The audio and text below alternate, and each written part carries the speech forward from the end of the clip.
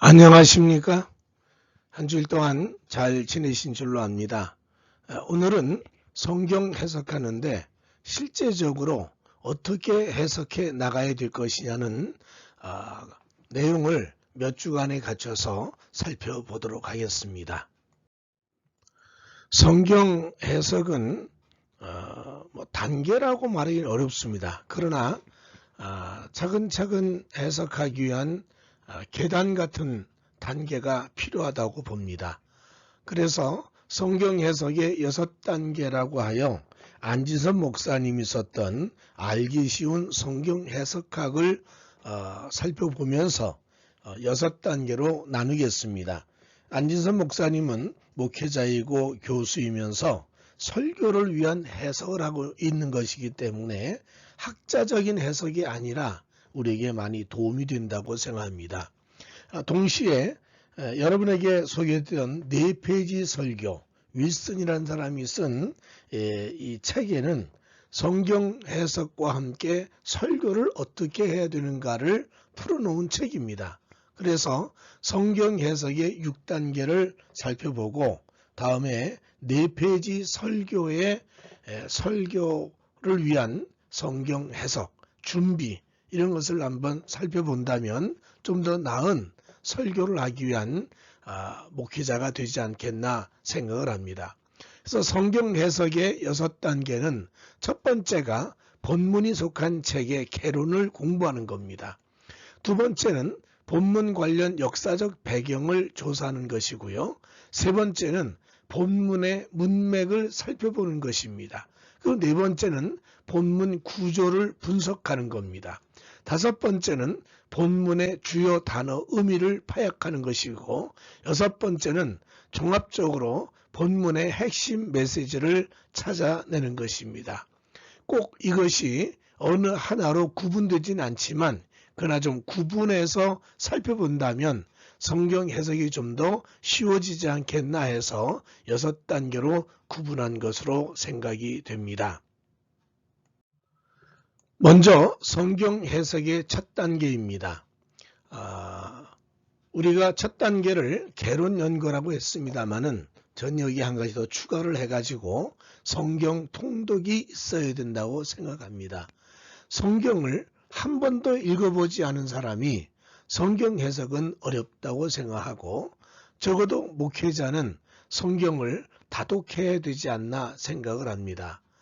그래서 성경의 내용을 알고 맥을 짚을 수 있는 준비가 필요하지 않을까 생각을 하고요. 그리고 나서 두 번째가 성경 개론을 살펴봐야 되지 않을까. 성경 개론은 성경을 해석하는데 기초입니다. 만약에 개론서를 읽지 아니하고 신학이나 또는 주석이나 강해만 본다면 조금 잘못될 가능성이 항상 있습니다. 그래서 성경을 해석하는 사람은 반드시 성경 개론을 먼저 보아야 된다고 생각합니다. 그래서 성경 통독과 성경 개론에 대한 얘기를 잠깐 하도록 하겠습니다. 성경 통독을 해야 합니다. 성경을 통독해야 되는 이유는 몇 가지 있는데 첫 번째가 성경에 대한 내용을 전반적으로 알아야 하지요. 성경을 부분적으로 알면서 해석할 수는 없다고 생각합니다. 두 번째는 성경 자체를 읽어야 믿음도 생기며 하나님과의 1:1 관계가 형성되고 신앙생활이 이해됩니다. 루터는 성경의 자명성을 말했습니다. 성경은 스스로 자기를 밝히는 기능이 있다는 겁니다. 학자가 아니라도 대단한 성경 지식이 없다 할지라도 성경을 계속 통독하게 되면 성경 속에서 하나님의 메시지와 하나님과의 만남, 하나님의 능력을 체험할 수 있다는 거죠. 그래서 성경 자체를 좀 많이 읽어야 됩니다. 목회자는 성경을 많이 읽어야만 하나님과의 역사를 이룰 수 있는 말씀 선포가 가능해진다고 생각합니다. 세 번째는 성경을 단시일에 집중적으로 읽으면 더 이해가 빠르게 됩니다. 조금씩 오랜 기간을 읽으면 성경의 맥을 이해하지 못하기 때문입니다. 그래서 성경을 계속해서 짧은 시간에 몇 번을 읽을 수 있다면 여러분이 눈을 감고도 성경 창세기, 출애굽기, 레위기, 민수기 쭉 생각해 보면 거기에 어떤 인물이 나오고 어떤 사건이 있다는 것을 이해하게 되죠. 마치 소설책을 읽으면 소설의 내용을 읽고 또 여러 가지 책을 읽을 때 책 속의 내용을 알듯이 성경도 많이 읽어야만 바로 하나님에 대한 이 계시와 음성을 또 하나님 말씀에 대한 이해가 확실하게 되어진다는 거죠. 네 번째는 성경의 법례를 알고 통독해야 됩니다. 우리가 잘 요즘에는 사용하지 않지만 관주라는 성경이 있었습니다. 그래서 관주를 살펴보면서 성경을 읽게 되면 성경 말씀이 아주 분명해질 때가 많습니다. 또 성경은 인명과 지명에 대한 구분이 있는데 이 구분이 안 돼 가지고 해석을 잘못할 수 있다는 거죠. 또 히브리어와 한국어, 히브리어 성경, 한국어 성경이 차이점이 있다는 거지요. 그래서 그것도 역시 잘 살펴보고 읽어야만 된다는 것이고 다른 번역서에는 있다, 없다 이런 표현들이 성경에 나옵니다. 이런 것들도 역시 정확하게 우리가 살펴봐야만 성경을 해석하고 이해하는데 큰 도움이 된다고 생각합니다. 자, 해석의 차이를 만든 성의 법례 몇 가지 살펴보도록 하겠습니다. 첫째는 관주를 활용하여 성경을 읽으면 효과적이라고 말씀드렸습니다. 예를 들어 창세기 1장 3절에 하나님이 이르시되 빛이 있으라 하시니 빛이 있었고 하나님께서 첫째 날 빛을 창조하셨어요. 그런데 이 빛이 우리가 보는 태양빛, 달빛 아니면 이게 무슨 빛인가? 여러분 해와 달과 별은 넷째 날 창조가 되었습니다. 그렇기 때문에 창세기 1장 3절에 있는 이 빛이 있어의 빛은 우리가 보통 보고 있는 태양이나 달의 빛은 별의 빛은 아니라고 봅니다. 그 다음에 이게 뭘까 했을 때 관주를 보게 되면 관주에 고린도후서 4장 6절이라는 표현이 나옵니다. 그 고린도후서 4장 6절을 보면 어두운데 빛이 빛이라 말씀했던 그 하나님께서 예수 그리스도의 얼굴에 있는 하나님의 영광을 아는 빛을 우리 마음에 비추셨느니라 그랬습니다. 창세기 1장 3절에 나오는 이 빛은 하나님의 영광을 아는 빛이라는 거지요. 창세기 1장 2절에 흑암과 혼돈과 기품이라는 이 큰 어둠이 있었는데 그 어둠 속에 빛이 비춰진 겁니다. 그 빛이 뭐냐면 하나님의 영광을 아는 빛인데 그 하나님의 영광이 어디 있었냐면 예수 그리스도의 얼굴에 있었다는 거지요. 그래서 이 빛이란 부분을 해석하는데 관주를 봄으로 인해서 정확하게 이해할 수 있다는 겁니다. 두 번째는 인명과 지명입니다. 우리가 혼돈되는 인명과 지명은 가나안이란 땅 이름도 있고 사람 이름도 있습니다. 또 이스라엘은 여러분 아는 야곱의 하나님이 주신 이름 아닙니까? 근데 이스라엘이라는 이름이 인간 이스라엘, 야곱을 말할 때도 있고 또 지명 이스라엘을 말할 때도 있습니다. 또 야곱의 12아들 이름도 역시 지명으로 쓴 것이 많습니다. 그래서 지명이나 아니면 이름이냐 이 두 가지가 혼동될 때가 되죠. 예를 들면 신명기 33장 6절에 르우벤은 죽지 아니하고 살기를 원하며 그 사람 수가 적지 아니하기를 원하나이다. 여러분 이 말씀에 르우벤이란 야곱의 12아들 중에 장자 얘기하는 것 아닙니까? 그런데 사실은 성경에는 이 르우벤이란 인명이 아니고 지명입니다. 그래서 이거를 인명으로 해석하게 되면 좀 어려움이 있겠지요. 이건 지명입니다. 그 르우벤이라는 지역에 사는 모든 사람을 말하고 있습니다. 또 신명기 33장 12절에도 베냐민에 대하여는 일렀을 때 여호와의 사랑을 입은 자는 그 곁에 안전히 살리로다. 여호와께서 그를 날이 마치도록 보호하시고 그를 자기 어깨 사이에 있게 하시리로다. 이것도 꼭 읽으면 개인 베냐민이라는 사람을 말한 것 같습니다. 그런데 이 베냐민이라는 말도 사실은 지명입니다. 그래서 베냐민이라는 지역에 사는 모든 사람을 총칭하는 거지요. 그러면 구약 성경이라고 하는 책은 다분히 공동체적인 책이라는 거지요.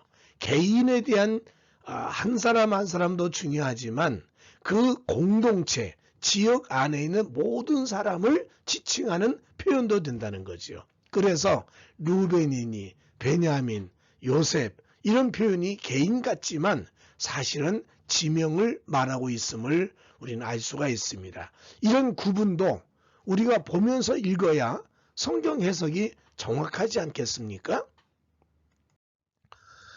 또 다른 성경들, 소위 사본들이 많다 그랬습니다. 원본은 없기 때문에 사본이 많은데 그 사본들 속에서도 역시 차이를 보면서 우리가 성경을 보아야 해석이 정확하다고 볼 수 있습니다. 우리가 아는 마태복음 6장 11절에 오늘 우리에게 일용할 양식을 주시옵고 그랬습니다. 그냥 우리는 하루하루 양식처럼 이해가 됩니다. 그런데 다른 성경, 거기는 뭐라는 내일의 양식이라는 말을 씁니다. 오늘의 양식도 중요하지만 내일을 살기 위한 양식, 그러니까 삶의 오늘, 내일 우리의 노후까지라도 필요한 양식을 공급하신 하나님이 아니겠느냐, 뭐 그런 의미를 내포하고 있습니다. 그러니까 한국어 성경에서는 그냥 일용할 양식으로 딱 우리가 이해되고 있지만 다른 성경, 사본들, 외국어 성경을 보면 내일의 양식이라는 표현을 쓰고 있다는 거지요. 또 마태복음 6장 13절에 우리를 시험에 들게 하지 마시옵고 다만 악에서 구하시옵소서. 나라와 권세와 영광의 아버지께 영원히 싸움나이다. 아멘 그랬어요. 지금 우리가 아는 주기도문 속에는 이 나라와 권세와 영광의 아버지 영원히 싸움나이다. 아멘이라는 이 표현을 계속 우리는 사용해 왔어요. 그런데 다른 성경에는 가로 안의 내용이 없다는 겁니다. 그냥 우리를 시험에 들게 하지 마시옵고 다만 악에서 구하시옵소서. 그리고 끝났다는 겁니다. 그 내용을 보게 되면 사본들 속에 있는 성경과 또 한국어 성경의 차이점을 우리는 금방 알 수가 있죠. 나라와 권세와 영광의 아버지께 영원히 싸움나이다. 아멘. 이거를 만약에 우리가 없는 성경을 썼더라면 아마 우리가 주기도문 할 때 맞으면 이분이 없어지지 않았을까 이렇게 볼 수밖에 없겠죠. 네 번째는 히브리어 성경과의 차이점도 종종 발견하게 됩니다. 우리가 잘 알고 있는 시편, 여러분 이 시편의 1편과 2편은 구분된 시로 보지만 사실은 연결된 하나의 시입니다. 우리는 시편 1편 서론이라고 하나만 보는데 히브리어 성경에는 시편 1편과 2편 그리고 149편, 150편이 서론과 결론으로 나옵니다. 구체적으로 보게 되면 시편 1편의 시작, 복 있는 사람은, 그리고 맨 끝에 시편 2편 12절에는 복 있는 사람은 이렇게 끝납니다. 그래서 이것도 하나의 시로 시작과 끝이 되어 있는 거 보면 시편 1편과 2편은 원래 하나의 시였다는 거죠. 그 다음에 1편 6절에 악인에게는 망하리라는 이 말씀과 2편 12절에서 길에서 망하리니와 단어가 사실은 같습니다. 이런 걸 보면 이것도 역시 같은 문맥을 가지고 있다라고 볼 수 있겠죠. 세 번째는 1편에서 악인되기는 망하게 하시듯 세상의 군왕들이 여호와께 반역하며 걸어가는 그 길을 망하게 하신다. 이렇게 이해를 할 수 있다는 거죠. 그러니까 우리가 보고 있는 이 히브리어 성경과 한국의 성경에 사실은 차이점이 있음을 보면서 우리가 성경을 이렇게 해석하는데 참 어려움이 있구나라는 것을 알게 되지요. 그래서 우리는 성경을 일단 구체적인 건 좀 더 살펴보면서 일단 아무 내용을 몰라도 성경을 많이 읽어야 된다는 거지요.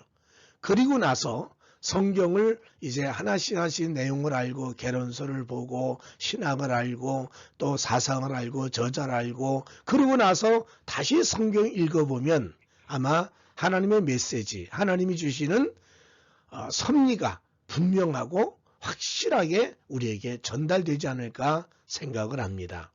여러분, 우리 성경을 많이 읽읍시다. 한 번 더 통독에 대한 유익점을 같이 살펴보도록 하겠습니다.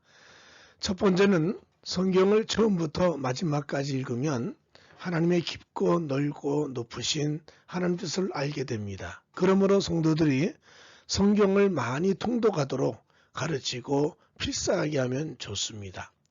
두 번째는 성경 자체를 읽어야 하는데 성경에 관한 책을 많이 보아서 왜곡된 해석으로 사이비 가르침 빠지게 되지요. 그러나 성경을 많이 읽으면 잘못된 신앙을 바로잡을 수 있습니다. 요즘에는 유튜브라는 영상이 있어서 성경에 관한 이야기를 많이 보게 됩니다. 그러나 이단인지 아니면 이것이 정통인지를 구별할 수 없는 기준이 우리에게는 없기 때문에 신앙의 혼란을 가져옵니다. 그러나 성경 자체를 많이 읽으면 결국 신앙이 바르게 되지 않겠습니까? 세 번째는 성경 공부나 설교를 통하여 단편적인 성경 지식을 알게 되어 성경을 일부만 아는 편견을 바로잡을 수가 있습니다. 사실 성경 공부를 하거나 설교를 들으면 유명한 아주 중요한 부분들 이런 것들만 많이 접하게 되죠. 그러나 통독을 하게 되면 내가 접하지 않은 성경 부분까지라도 알게 되고 하나님이 그 세세한 부위까지 어떻게 섭리하고 계획하고 이끌어 가신가를 알게 되겠지요. 그래서 설교, 성경 공부 중요합니다. 그러나 성경 통독이 더 필요하다는 것을 피부로 느끼도록 우리는 성도를 가르쳐야 됩니다. 네 번째는 성경 통독을 하면 기도의 내용이 잡히고 신앙의 폭이라든지 생활의 변화를 경험하면서 아주 생각의 폭이 넓어집니다. 흔한 말로 스케일이 커진다고 할 수 있겠죠. 다섯 번째는 통독으로 구원과 심판의 기준이 잘 잡혀 하나님의 영광을 나타내게 되지요. 사실 성경은 구원과 심판이라는 축복과 징계라는 양날의 칼이 아닙니까? 이것을 우리가 잘 잡으려면 성경을 깊이 알아야 된다는 겁니다. 그러므로 우리는 성경을 해석하기 전에 먼저 성도들이 성경을 많이 알고 읽고 깨닫도록 하는 일이 필요하다고 생각하여 통독의 유익을 깊이 알고 가르쳐야 된다고 생각합니다. 다음으로는 성경의 개론서를 많이 보아야 합니다. 구약개론, 신약개론을 읽지 않고 성경을 바르게 해석한다는 것은 불가능합니다. 왜냐하면 모든 성경의 집약적인 내용들이 사실은 개론서에 있기 때문입니다. 첫 번째 개론서에는 일반적으로 저자라든지 그 책의 기록 연대라든지 기록 장소, 또 기록 배경, 또 내용 구분, 기록 목적, 신학적 주제 등을 알게 됩니다. 성경 각 권의 개론을 바르게 이해하는 것은 성경을 이해하는 데 큰 영향을 주게 됩니다. 그래서 이 전반적인 개괄 내용 자체를 알아야만 성경 해석의 아주 중요한 요소를 풀어갈 수 있다는 거죠. 두 번째는 저자를 잘 알아야 그의 상황과 삶의 배경에서 성경 기록한 내용을 해석할 수 있습니다.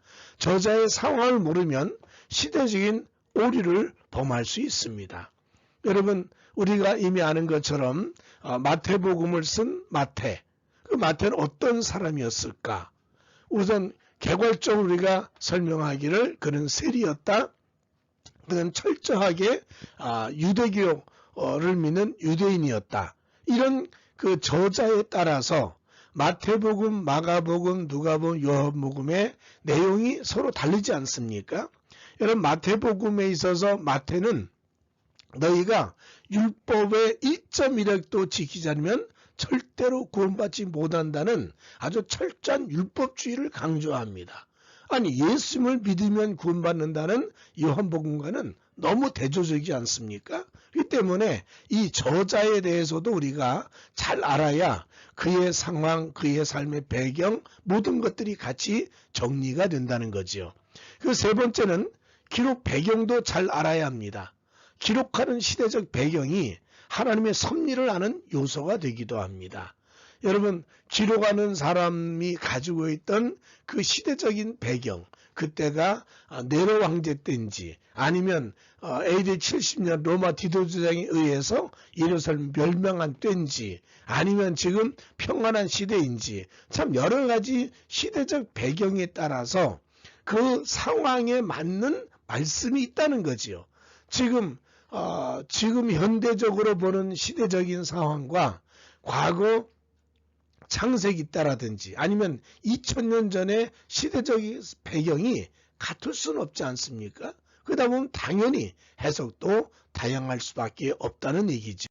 그 다음 네 번째는 개론서에서 기록 목적과 신학적 사상을 잘 연구해야 됩니다. 여러분, 마태복음 목적이 뭘까? 마태는 어떤 신학적인 사상을 가졌을까? 이거 알아야 되는 것 아닙니까?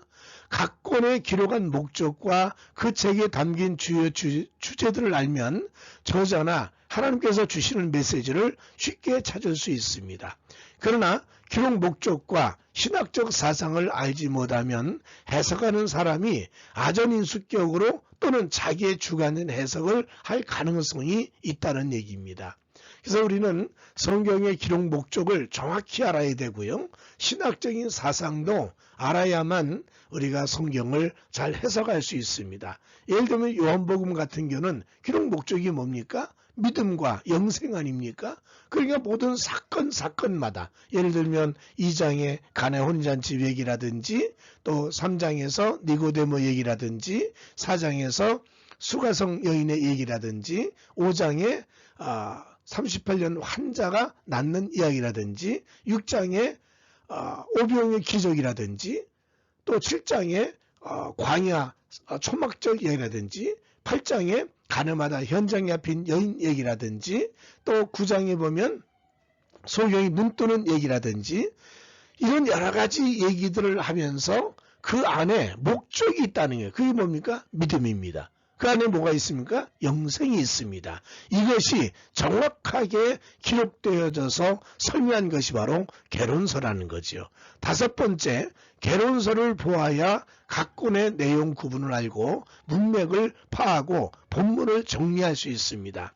여러분, 성경이 어떻게 구성되어 있는가는 굉장히 중요한 것 아닙니까? 몇 장부터 몇 장까지는 무엇을 설명하고 있고 몇 장부터 몇 장까지는 무슨 설명을 하고 있다. 그래야만 성경의 각 권이 가지는 맥을 잡을 수 있고 그것 가지고 하나님 말씀을 또 섭리를 이해하는데 굉장히 중요한 역할을 한다고 생각합니다. 여섯 번째는 개론서 안에는 성경을 연구한 학자들의 논쟁 내용도 설명하고 있습니다. 그러나 논쟁 사항은 학자들의 몫으로 남겨둡시다. 우리가 성경 해석하면서 이런 논쟁거리 때문에 서로 시간을 낭비할 필요는 없다고 생각합니다. 예를 들면 요나서 같은 경우에 문학서냐 아니면 이게 실제 사건이냐 팩트냐 여러 가지 논쟁을 합니다. 그러므로 인해 가지고 많은 학자들이 연구하고 있습니다만은 사실 저희 목회자로서는 설교를 하고 그것을 잘 사용하여 말씀을 선포해야 되는데 그 논쟁거리로 인하여 설교할 수 있는 건 아니지 않습니까? 그러므로 우리는 이 논쟁 사항은 개론서에 있긴 합니다만은 그건 학자들의 몫으로 남겨두고 이런 것이 있구나라고 이해하면 좋겠다고 생각합니다.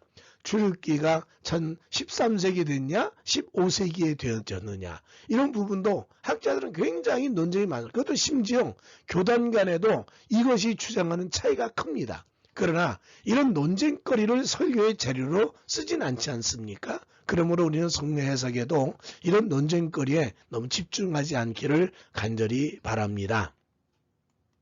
감사합니다. 제1강을 마치고 계속하여 다음 강의를 들어주시기 바랍니다.